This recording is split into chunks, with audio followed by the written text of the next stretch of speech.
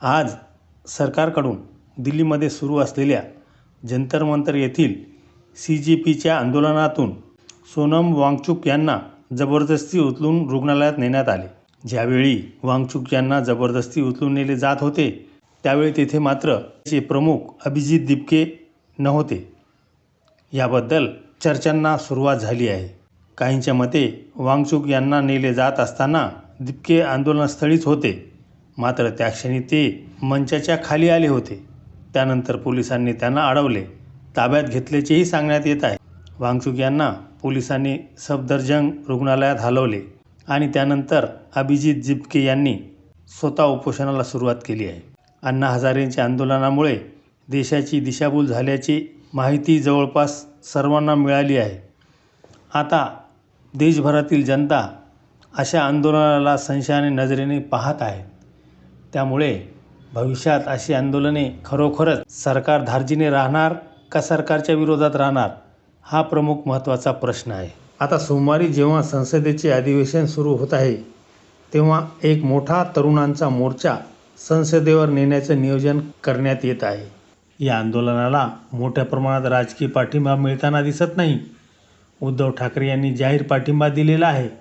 समाजवादी पक्षाने पाठिंबा दिला।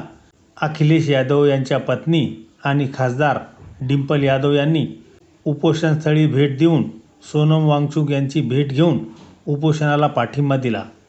केजरीवाल यांनी उघडपणे पाठिंबा दिलेला आहे। परंतु राहुल गांधी यांनी जंतर मंतरवरील आंदोलनस्थळाला भेट देऊन आंदोलनाला पाठिंबा द्यावा अशी मागणी कॉक्रोच जनता पार्टीकडून करण्यात येत आहे। पाठिंबा देण्यासाठी दुय्यम दर्जाच्या स्तराचे नेते किंवा खासदार हे त्या पक्षाकडून पाठवले जात आहेत। परंतु ज्याला एक मजबूत आघाडी म्हणतात, जे एक वातावरण निर्मिती होण्यासाठी आवश्यक असते, अशा बड्या नेत्यांची या उपोषणस्थळी या आंदोलनाच्या ठिकाणी हजेरी लागत नाही। असे नेते CJPच्या या प्लॅटफॉर्मवर दिसत नाहीत। काँग्रेससारखा एक प्रमुख विरोधी पक्ष जो इंडिया आघाडीचं नेतृत्व करायला सध्या पुढे सरसावलेला आहे, जितक्या जोरकसपणे पाठिंबा द्यायला पाहिजे तितका का देत नाही याची एकूण 10 कारणे आहेत। ती आपण या व्हिडिओमध्ये आज पाहणार आहोत। पहिलं म्हणजे CJPने हे जे आंदोलन उभं केले त्याला सोशल मीडियावर पहिल्या टप्प्यात प्रचंड प्रसिद्धी मिळालेली आहे। कोटीमध्ये त्यांचे समर्थक सोशल मीडियावर तयार झालेत, मात्र प्रत्यक्षात आंदोलनस्थळी मोजकेच लोक दिसतात। सोशल मीडियाच्या पाठिंब्यावर वाजत गाजत दिपके अमेरिकेतून भारतात आले, परंतु हा पाठिंबा फक्त सोशल मीडियावर म्हणजेच ज्याला व्हर्च्युअल म्हणतात तेवढाच राहिला। CJPच्या मागे तरुण किंवा जनता उभी आहे असं दिसत नाही। राहुल गांधी किंवा काँग्रेसने या आंदोलनाकडे ढुंकून सुद्धा पाहिलेले नाही। असे का होते याची आता देशभरात चर्चा सुरू झाली आहे। या आंदोलनाला राहुल गांधींनी भेट द्यावी अशी मागणी सोनम वांगचुक यांनी केली। काय कारणे आहेत की ज्यामुळे राहुल गांधी आणि काँग्रेस पक्ष या आंदोलनापासून 4 हात दूर अंतर ठेवून आहेत, त्याबाबतची एकूण 10 कारणे आपण आजच्या या व्हिडिओत जाणून घेणार आहोत। कारण क्रमांक 1, CJP पक्षाचा अजेंडा आहे की शिक्षणात आम्हाला क्रांती करायची, शिक्षणाची व्यवस्था बदलून टाकायची। ती नेमकी काय याच्याबद्दल मात्र कुठेही स्पष्टता नाही। म्हणजे बदलायचं आहे असे नेहमीच सगळेजण म्हणत असतात, पण नेमका काय बदल करणार याबद्दल कोणी काहीही बोलत नाही। त्यामुळे या आंदोलनामध्ये स्पष्टता नाही। हे आंदोलन भरकटलेलं आहे। कारण क्रमांक 2, शिक्षणात भ्रष्टाचार चाललाय, विद्यार्थ्यांचे नुकसान होत आहे। हे मुद्दे घेऊन काँग्रेस पक्षाने याआधीच आंदोलन सुरू केले आहे। म्हणजे नीट परीक्षेचा जो घोळ झाला तेव्हाच त्यांनी आंदोलन सुरू केलं होतं। राहुल गांधी यांनी काही ठिकाणी विद्यार्थ्यांशी संवाद साधला। छात्रों की गूंज नावाचा एक प्लॅटफॉर्म तयार केला।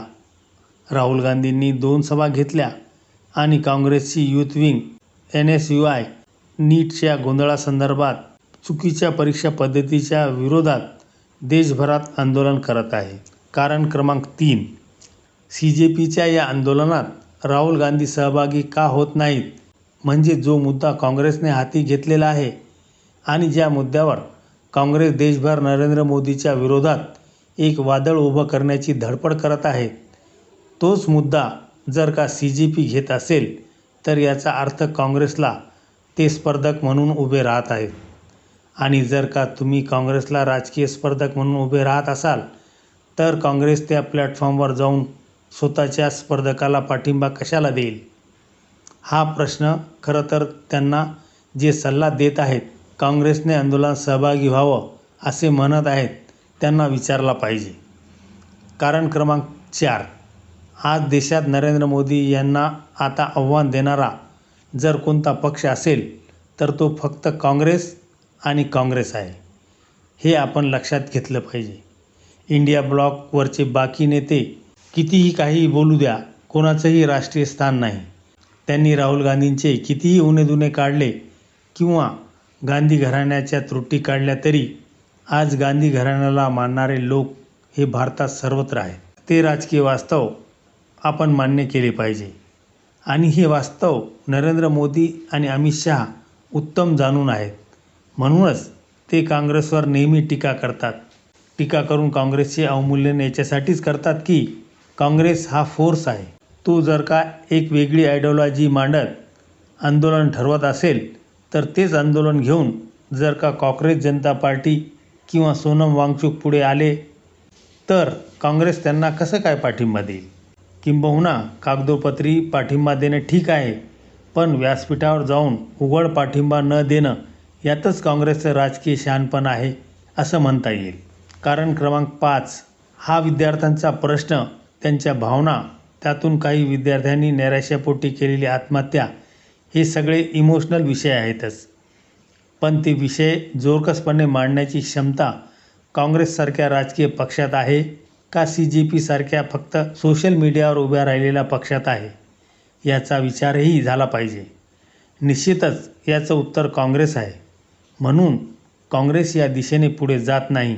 बाकी प्रादेशिक पक्ष आता सगळेच चाचपडत आहेत की कुठलं नॅरेटिव्ह जनतेच्या गळी उतरवता येईल आणि कुठलं नॅरेटिव्ह जनतेला मानवेल. नीटचा जो प्रश्न CJPने घेतलेला आहे तो जरी महत्त्वाचा असला तरी तो फार मोठ्या मध्यम वर्गापुरता मर्यादित आहे. नीटची परीक्षा हा मुळात महागडा प्रकार आहे. त्याच्यात इतर विद्यार्थ्यांची संख्या ही भारतातल्या एकूण विद्यार्थ्यांच्या संख्येच्या जेमतेम 2% आणि त्यातही ते उच्च मध्यमवर्गीय. 9वीपासून नीटसाठी तयारी करायला लागते आणि त्याचा खर्च किमान 5 लाखाच्या वर जातो. हे काय भारतातल्या सर्वसाधारण माणसाचा हा इश्यू नाही. हे आपण एक वास्तव म्हणून मान्य केलं पाहिजे. त्यामुळे तुम्ही जेव्हा तो इश्यू घेऊन जाता तेव्हा त्याला एक मर्यादेत प्रतिसाद मिळतो आणि तो विषय मग व्यापक कसा करायचा यासाठी जी पॉलिटिकल स्ट्रॅटेजी लागते ही सध्या आपल्याला सोनम वांगचुक आणि त्यांचे CJPचे नेते यांच्याकडे दिसत नाही. ती स्ट्रॅटेजी नसल्यामुळेच जनसामान्य माणसाला आपल्याकडे खेचून घेण्यात ते कमी पडत आहेत. अशा वेळी त्यांच्याबरोबर जाण्यात काँग्रेससारख्या राष्ट्रीय पक्षाला काय फायदा होणार आहे? कारण क्रमांक 6, प्रादेशिक पक्ष उद्धव ठाकरेंचा पक्ष असेल जे सध्या अतिशय बिकट परिस्थितीत आहेत. ममता बॅनर्जी असेल, केजरीवाल, अखिलेश यादव यांच्यासारखे पक्ष या प्लॅटफॉर्मचा उपयोग करून घेऊ शकतात.